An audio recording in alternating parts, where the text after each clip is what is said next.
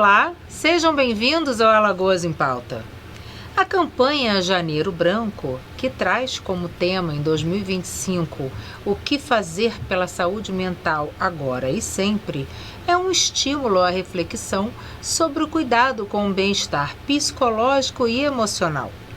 A iniciativa, criada em 2014 e reconhecida oficialmente em 2023, tornou-se um importante marco no calendário brasileiro, chamando a atenção para as questões relacionadas à saúde mental, criando espaços de diálogo sobre o tema. A escolha pelo primeiro mês do ano é porque janeiro está associado a recomeços, reflexões e novos projetos. É como uma folha em branco que leva as pessoas a reescreverem suas histórias e priorizarem a saúde mental. Hoje nós vamos receber nos estúdios do Alagoas em Pauta a psicóloga Irenilza Moura, que vai falar um pouquinho com a gente sobre esse tema tão importante e tão relevante. Irenilza, seja muito bem-vinda ao nosso programa. Muito obrigada, é uma alegria estar aqui, para falarmos sobre esse assunto tão importante. E que bom que temos esse mês de janeiro, que temos espaços como esse para que possamos trazer, expandir um pouquinho, essa ideia do Janeiro Branco e tirar as dúvidas, muitas pessoas ainda têm dúvidas, e conversarmos exatamente sobre esse tema.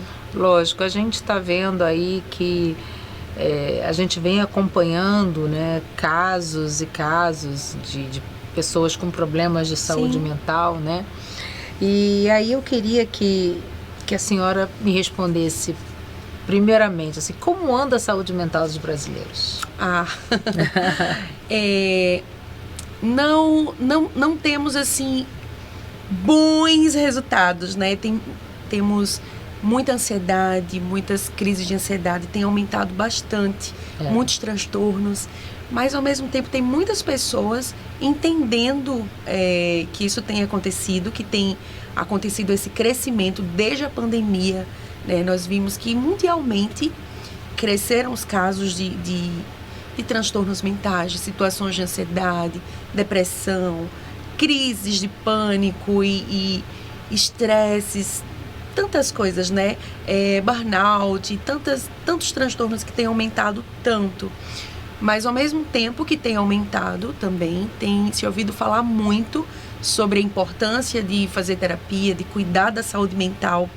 E meios de comunicações têm auxiliado muito para que haja esse aumento também de procura pelo cuidado da saúde mental. Uma consciência, Assim, exatamente. Um aumento da consciência. Eu acho que a partir do momento que são diagnosticados os distúrbios, por um lado você tem um aumento no número de casos, mas por outro você percebe também que as pessoas estão procurando por ajuda, e daí nascem os diagnósticos, Exatamente. Então a gente hoje, na minha opinião, eu não sou psicóloga, mas sou jornalista e acompanho as notícias, a gente tem visto aí, por exemplo, a gente tem acompanhado agora, já este ano, 2 casos de envenenamento. Sim.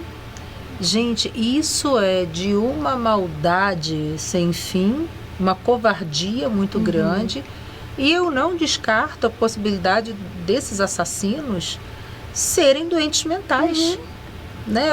A senhora como psicóloga, esse tipo de pessoa que comete um crime como esse, que é um assassinato em massa, Você envenena uma comida, várias pessoas vão comer aquilo. Alguém que faz isso, ela teria algum problema, algum distúrbio mental? Na maioria dos casos, tá Ou é apenas comportamental, de personalidade? Na maioria dos casos, tem a ver com um transtorno mesmo de ansiedade, de personalidade, que são aqueles transtornos que começam ali na infância, aquela pessoa não teve um acolhimento, não teve suas necessidades supridas, às vezes tem também... Sofreu abusos, todos os tipos de abusos, E desenvolve doenças mentais e casos, assim, extremos mesmo, que tem ali psicoses, que tem psicopatias também. Então, na maioria dos casos, realmente tem a ver com isso. Porque uma pessoa que idealiza algo desse tipo é alguém que realmente não está saudável, né? Não está com a mente, a saúde mental não está bem, né? Nós podemos ver. E se for ali pesquisar, estudar, procurar, a gente encontra, né, a origem dessa situação. Quantos filmes, né, nós encontramos também que tratam de situações semelhantes a essas, e nós percebemos que tem ali na verdade são traços, e quando a gente vai buscar, realmente tem ali um transtorno de personalidade, que são... Os serial killers, eles são doentes mentais, né? Muitos são esquizofrênicos, narcisistas, sofreram diversos abusos psicológicos, físicos, sexuais, enfim. E daí eles se constroem, né? Constrói-se um ser humano doente. Isso, os transtornos de personalidade, eles trazem exatamente a base, como base para esses transtornos, situações graves realmente na infância, situações como essas, que não houve o suprimento emocional daquela criança, então realmente não houve um apego seguro, né? Não houve uma proteção, negligências, e muitas dessas pessoas vivenciam isso, né? E o resultado é esse. Desordens familiares, exatamente. Né? Você não tem um ambiente familiar saudável, você tem muita instabilidade, e as pessoas são impactadas de uma forma diferente, né? Exatamente. E falando nisso, por exemplo, hoje em dia, eu acho que as redes sociais contribuem muito, tá? Ao mesmo tempo que ela traz muita informação bacana, porque a gente também não pode deixar de falar isso. Claro. Também traz muita desinformação, né? E cabe a gente fazer esse filtro. Não adianta esperar que esse filtro venha da plataforma, porque não virá. Não vinha, e agora muito menos, né? Na minha opinião, acho que vai ser cada vez pior. Aí, falando sobre infância, né? A senhora acredita que quanto antes essas crianças têm acesso à rede social, pior é para a formação da personalidade delas e para a saúde mental das crianças? Sim, até porque as crianças não têm maturidade, né, para receber tudo, né? estar ali de frente de tantas, em frente de tantas informações que elas não conseguem absorver, elas não têm maturidade para isso. Então, e muitas crianças têm acesso a informações que mexem realmente com o psicológico delas ali. Não tem essa maturidade, porque senão, quando não se há uma supervisão ali do que aquela criança está vendo, parental, exatamente, né? O que acontece?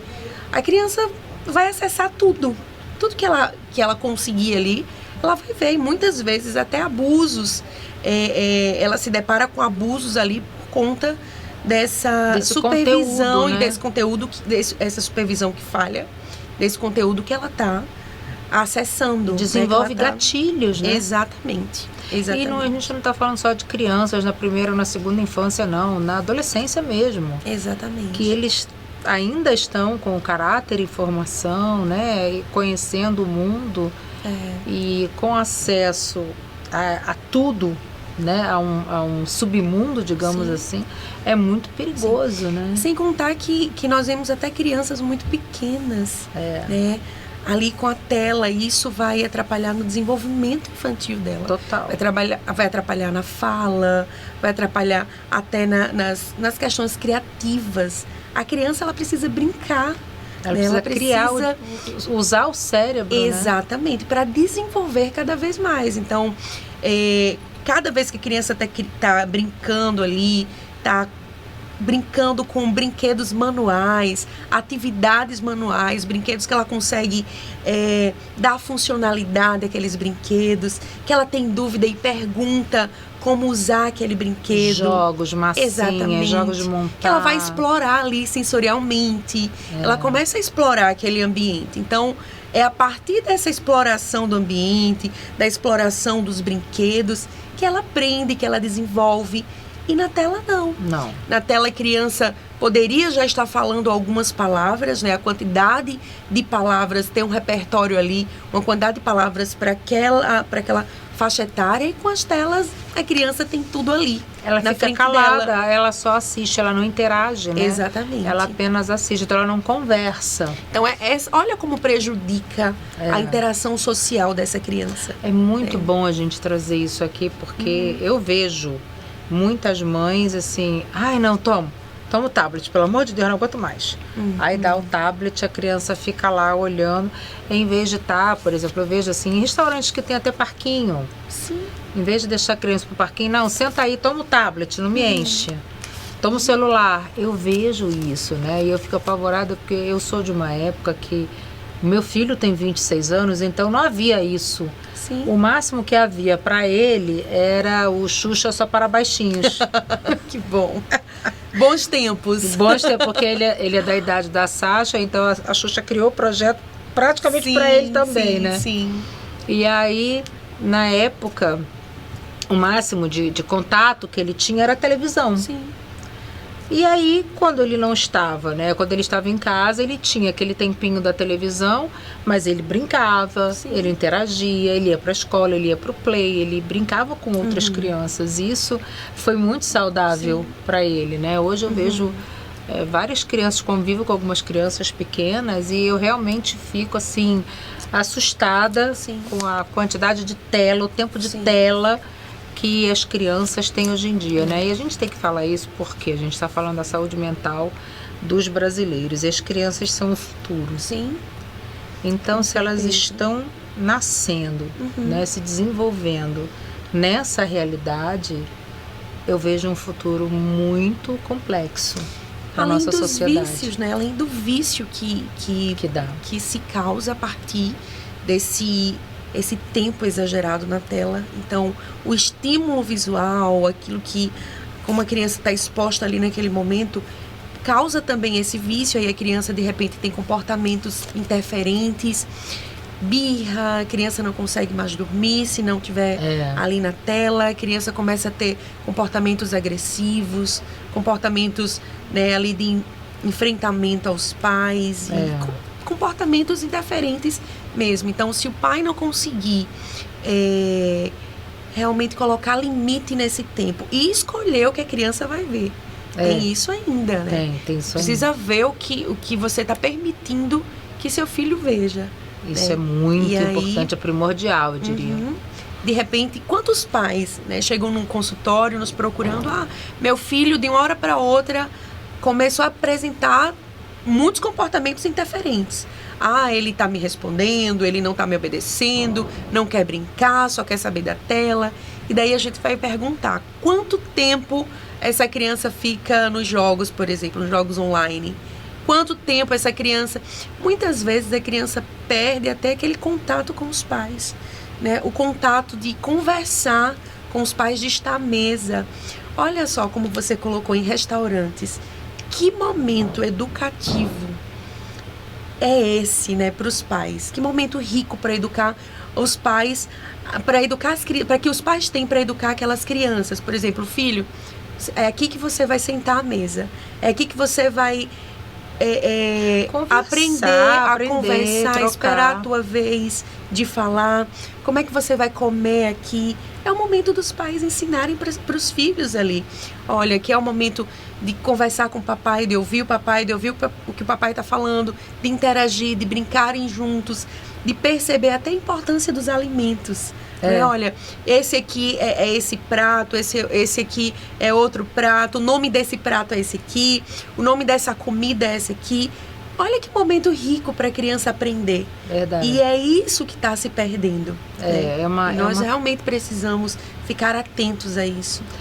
Irenilza, ainda tem um estigma muito grande de que se eu procurar uma psicóloga, eu sou maluco. Ainda tem. Já diminuiu bastante, isso é muito bom. Né, os meios de comunicações, né, essas campanhas de conscientização têm ajudado muito. E aí a população tem entendido o quanto que é importante buscar uma terapia, procurar um acompanhamento psicológico, um acompanhamento psiquiátrico também. Mas, assim, ainda existe. Tem muitas pessoas que só chegam no psicólogo, no consultório de um psicólogo, depois de já ter passado por tudo, né? Vai no cardiologista porque estava tendo palpitação, com crises de ansiedade, vai no clínico geral, vai em todos os médicos possíveis, aí por último chega lá. E é algo que muitas vezes, se eles tivessem procurado antes o acompanhamento psicológico, nem teria avançado tanto.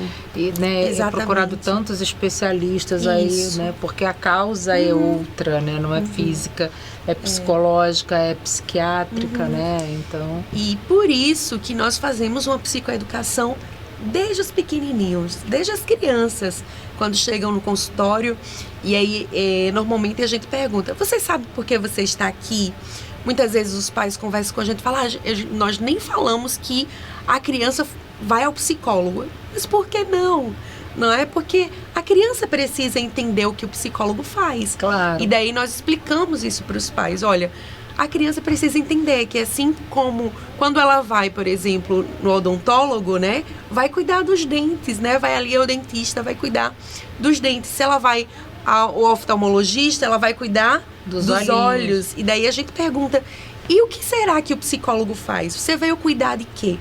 E muitos deles respondem automaticamente das emoções, da mente, dos pensamentos. Inclusive, o filme Divertidamente nos ajuda muito com isso, né? E aí nós já utilizamos também esses recursos, os filmes, o filme Divertidamente 1 e 2 também, para explicar isso para eles. Olha, são as emoções. São as emoções. Né? E tudo isso começa na mente, nos pensamentos, aqui, como no filme. Né? Mas olha o que causa do comportamento das pessoas se elas não cuidarem da mente e das emoções. É verdade. Né? E como o Janeiro Branco contribui para isso, né? O mote desse ano é cuidar da saúde mental agora e sempre. Mas quais são as ações, né, do Janeiro Branco? Vocês visitam instituições, fazem eventos de conscientização, palestras, né? De que forma essa campanha é disseminada na sociedade? Olha, onde houver um psicólogo ou alguém que trabalha com a saúde mental, eu acredito que ali está o Janeiro Branco também, essa conscientização. Então, as ações são as mais diversas possíveis, desde distribuição de cartões para falar sobre a conscientização, palestras, dinâmicas no ambiente de trabalho, isso que você está fazendo aqui, não é? Essas ações através dos meios de comunicações, então isso faz toda a diferença.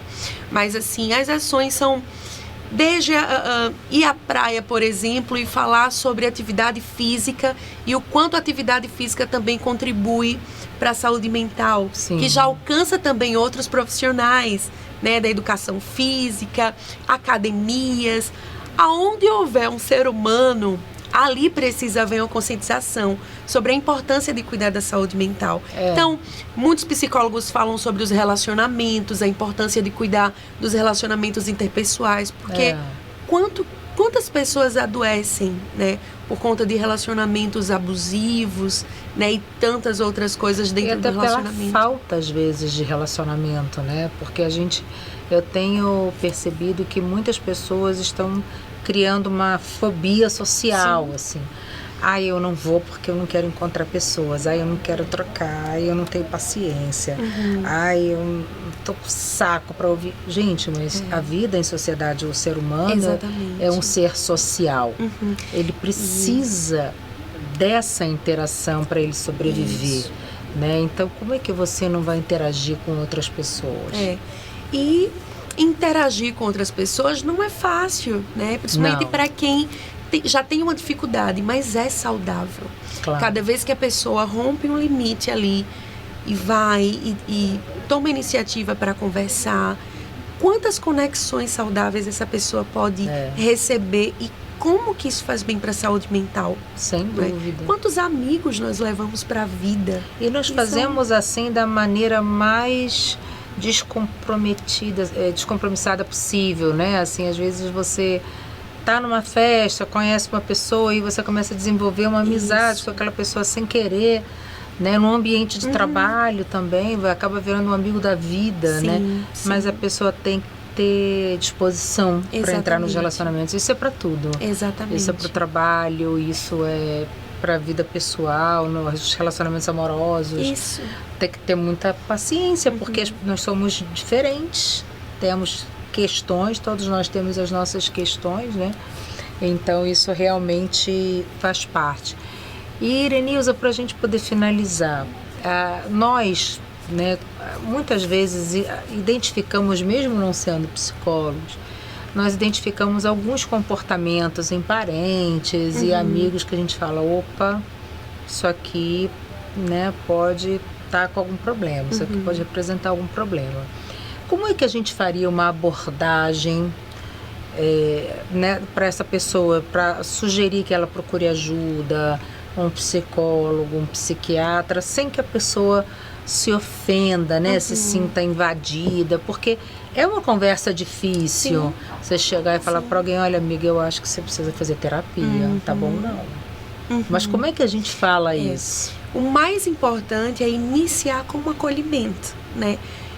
Quantas pessoas precisam serem ouvidas, né? Muitas vezes elas não buscam inicialmente porque elas têm medo mesmo de serem julgadas ou não estão percebendo o que está acontecendo. Ou até se confrontarem e de enfrentar o problema. Exatamente. Eu conheço muita gente que tem medo de enfrentar o problema, sabe que ele existe, mas não quer enfrentar o leão. E aí, como é que a gente consegue ajudar essa pessoa nesse processo? Primeiro, converse com a pessoa, pergunte se a pessoa está bem, como tem sido os dias dela, faça perguntas abertas. O que são perguntas abertas? São aquelas perguntas que você, por exemplo, se eu chegar para você e falar, tudo bem? Você vai falar, tudo bem, é uma pergunta fechada. Sim, não é? Mas se eu chegar para você e falar, como você está? Já é uma pergunta aberta, então eu estou dando oportunidade da pessoa falar um pouco mais. Então, assim, você pode chegar para a pessoa, como você está nos últimos dias, o que você tem feito, né? O que você tem sentido, você está bem emocionalmente? E aí, a partir dessas perguntas, se mostre interesse, se mostre interessado por aquele conteúdo. Por aquela pessoa, na verdade. Sim, olha, tem gente que esconde, né? A verdade. A pessoa não está bem e fala que está bem. Não, tá tudo bem, tá tudo certo. Aí você sabe que não está. E aí, como é que você estica, né? Desenvolve o tema mesmo com uma resposta positiva? Você pode colocar algo seu também. Por exemplo, olha que bom. Ou então, eu percebi esses dias que uma mensagem, algo que você fez que eu tive a percepção que você não estava muito bem. E eu já passei por isso. Eu já vivi empatia, momentos né? assim. Exatamente. Eu já vivi momentos assim, eu procurei uma psicóloga. Ou eu procurei essa pessoa aqui que me ajudou. E eu queria deixar à sua disposição. Inclusive, eu estou à sua disposição. Essa dica, né? Se você quiser conversar, se você estiver precisando de um tempo, nós podemos fazer alguma coisa esses dias, um café. Porque aí a pessoa você vai perceber se a pessoa está aberta ou não. E ainda que ela não esteja aberta, você pode colocar, olha, eu já estive assim, ou eu conheço alguém que já esteve assim, e essa pessoa procurou esse profissional. Eu quero deixar o contato para você.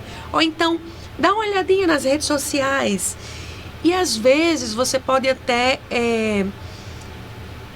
ter algum conteúdo que você pode ajudar aquela pessoa. E aí você pode enviar para a pessoa um vídeo, uma palavra motivacional. E aí você envia e no final você pode mandar um contato de um psicólogo que você confia, né, de alguém que você sabe que vai poder ajudar, mas você não deixa de ajudar. Você está oferecendo ajuda, né? Você está também respeitando o espaço da pessoa e você está sendo empático com a pessoa, além de dando oportunidades para que a pessoa busque ajuda.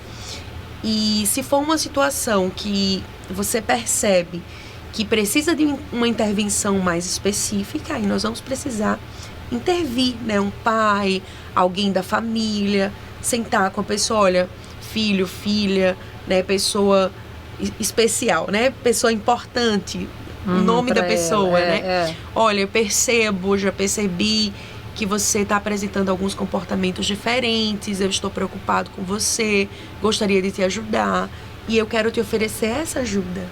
Não é? É importante ir com esse discurso e esse tom de acolhimento e de ajuda, né? Sem ser um tom acusatório, Sim. né? De Sim. constrangimento, Sim. fazer com que a pessoa se sinta mal, né? Sim. Eu sei porque eu já ouvi assim, relatos de pessoas que perderam amigos familiares por suicídio. E falou assim, aonde nós estávamos que a gente não percebeu isso? Às vezes a gente realmente não percebe, o familiar não percebe, que a pessoa disfarça muito bem. Mas às vezes a pessoa percebe, mas não sabe como chegar, e aí não consegue chegar e aí acontece a tragédia. Então, na é maioria, muito importante a gente trazer isso aqui, sabe? Na maioria das vezes, a pessoa dá sinais. E é importante, se você percebe os sinais, né, não fique parado, né? Não fique parado. Faça algo. Não se constrange em ajudar, exatamente. né? E a pessoa precisa de ajuda. Porque muitas vezes existe até um tabu. Se eu chegar, a pessoa vai se sentir constrangida. Mas muitas vezes, tudo que aquela pessoa precisa é de uma escuta. É de alguém que chega e fala, eu tô aqui para te ajudar. Você não está sozinho. Né? Eu posso te ajudar nisso aqui. Ou você tá bem? Você gostaria de fazer algo comigo? Porque essa pessoa se sente importante. É claro. Não é? Então, você é motivo de preocupação de alguém que também tem milhares de coisas para fazer, mas dedicou aquele tempinho a você, né? Então, se essa pessoa está com algum problema de solidão, de relacionamento, percebe que tem uma pessoa próxima que parou para pensar nela. Gente, isso é muito importante, né? Muito significativo. E a gente tem que falar mesmo, assim, porque a rede social, o nome é social, mas também ela isola muito. Muito. Tem muita gente que acha que está interagindo porque está atrás de uma tela de celular, mas aquilo não é uma interação de verdade. Aquilo não é uma troca. Exatamente. Né? Então é uma falsa ilusão de que você está se relacionando, mas na verdade você não está. E fora que as pessoas postam, muitas vezes só postam as coisas boas, ninguém vai ficar postando seus problemas. Sim. Mas as pessoas só vão enxergar algum problema seu, você só vai enxergar algum problema no outro se você conviver com ele. E já aproveitando também essa tua fala, muitas pessoas percebem os sinais e ignoram. Essa pessoa não teria coragem de fazer isso. É uma fase, é um problema só, vai então vai passar. Nunca ignore um sofrimento mental, né? Nunca, porque se a pessoa está dando sinais, ela precisa de ajuda. Existe um adoecimento ali. Então, é importante que haja uma intervenção, que haja uma proximidade, uma abordagem àquela pessoa. E isso pode salvar vidas. Sem dúvida, a negação não ajuda. Exatamente. Não adianta você, como mãe, como pai, dizer, não, isso não está acontecendo com o meu filho. Como avó, isso não está acontecendo com o meu neto. Isso. Não pode negar. A negação não ajuda, gente. A gente viu na pandemia aí pessoas negando o Covid, as pessoas negando a vacina e foram vítimas, né, da própria ignorância. Então, a negação não ajuda. É muito importante trazer isso aqui, porque se a gente ficar negando, né, é como assim, nossa, eu faço várias dietas e não emagreço. Não, você não faz dieta corretamente. Se fizesse, emagrecer. Então você está o quê? Se enganando. Né? E isso não ajuda. Então a gente precisa ter isso assim bem claramente. Irenilza, quero agradecer demais a sua presença aqui no Alagoas em Pauta. Sempre que eu posso, eu trago psicólogos aqui ao programa para a gente falar sobre isso. A gente sabe que saúde mental também é uma pandemia, né? É uma epidemia, desculpa. É uma epidemia, é muito complicado a gente tratar isso hoje. O mundo inteiro está doente, na minha opinião. Né? Vai em várias escalas, mas, né? E a gente precisa falar sobre isso cada vez mais. Muito obrigada. É verdade. Eu que agradeço, Dani, esse espaço maravilhoso, como é bom, né? Quantas pessoas estão aqui nos vendo e conhecendo um pouco mais sobre esse assunto que é tão importante, sobre a saúde mental, né? Então, muito obrigada por esse espaço, uma alegria estar aqui e nos colocamos à disposição sempre para servir a todos que precisam conhecer um pouco mais e conversar, né, sobre isso, sobre esse tema, sobre a saúde mental. Nos ajuda muito a sociedade.